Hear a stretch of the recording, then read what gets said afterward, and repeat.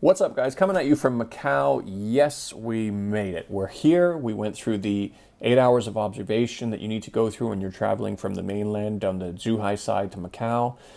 And we just checked into our hotel, so I thought I'd fire up the camera and just give you guys an update and let you know what it was like and what differences I'm noticing on the ground from the mainland side to the China side. So the first most obvious difference is that there aren't as many checks in place at the hotel. There aren't additional health forms you have to sign. They don't check your temperature like on the mainland side.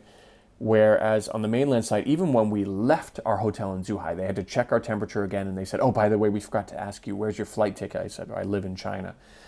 And they said, well, how did you get to Zhuhai? I said, the ferry. Can we see your ferry tickets? They took pictures of my ferry tickets. So just really on top of things and checking things really carefully.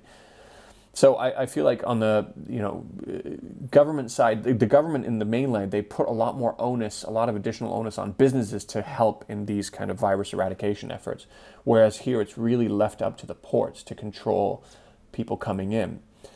So it's, probably when I first arrived in China, or, if I was looking at this from afar, I would be kind of taken aback by it. And I'd say that's really a little bit too intrusive. But you know what? We've got really good numbers in Guangdong province now, where I live.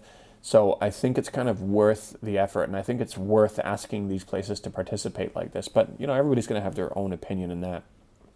So in terms of putting the onus on the Macau entry customs and immigration, what they've decided to do so is that if you're coming from certain countries, you are requested to basically go into a mandatory 14-day quarantine. And from everywhere else, including mainlanders, because this was asked of me in my last video by a number of commenters, including mainlanders, you need to go into 8 hours of observation. You go to these centers and it's actually, they check your temperature, they give you these forms and they check your temperature every 2 hours. It's actually 3 checks. So technically speaking, it's 6 hours, but they tell you 8 hours because that's typically the maximum time it takes, including transport. Getting to the center, having to line up to get your temperature checked. There was somebody in the lineup from the port who has already been through this process a number of times. Poor guy. Every time he has to come to Macau, he has to do that. And he said that if you come after noon, it's going to take the full 8 hours because there's just so many people there.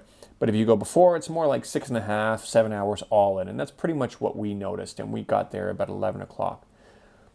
One interesting thing I noticed, a difference when we were at the port waiting for the bus, they separated us into male and female lines and let the women onto the bus first, and they did the same thing when we arrived at the center. I can't imagine that has anything to do with the virus in particular, but maybe that's some sort of a Macanese or a Portuguese kind of tradition of ladies first that they've gone as far as institutionalizing. So I don't know. It was kind of interesting though. So that was an interesting experience.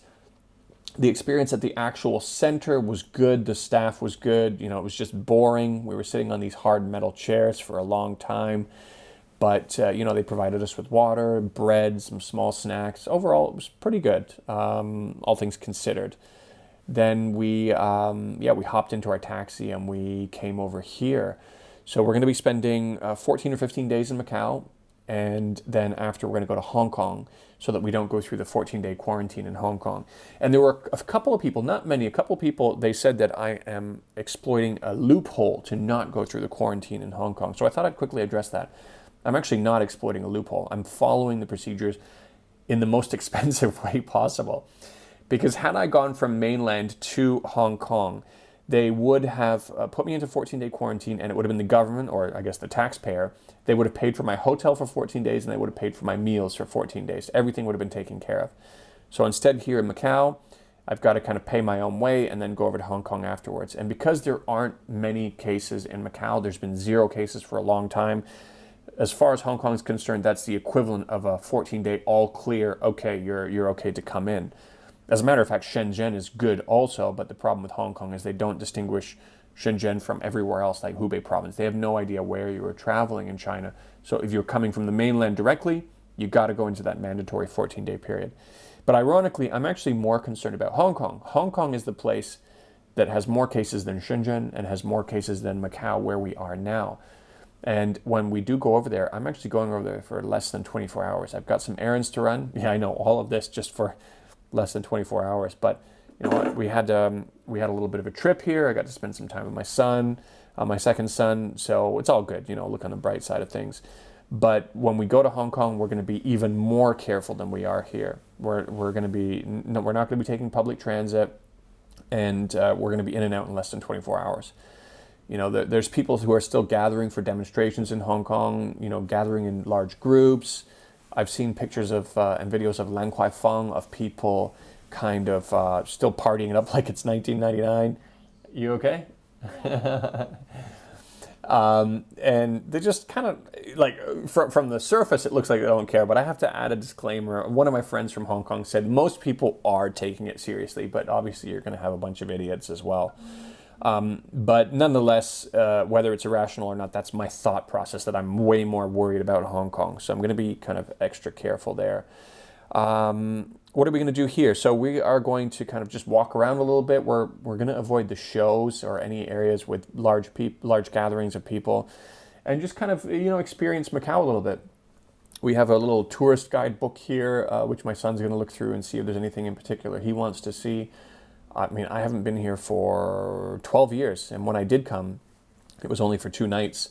So with that said, if any of my subscribers, anybody watching my video, has any recommendations of places we can walk around here, what are the hot spots, what are the kind of interesting things to see, definitely drop me some suggestions. I'm looking for some suggestions. Otherwise, we're just going to kind of ask around a little bit, and in some of the future videos, I will bring you some of the pictures and videos we capture along the way. Let me just quickly check if there was anything else that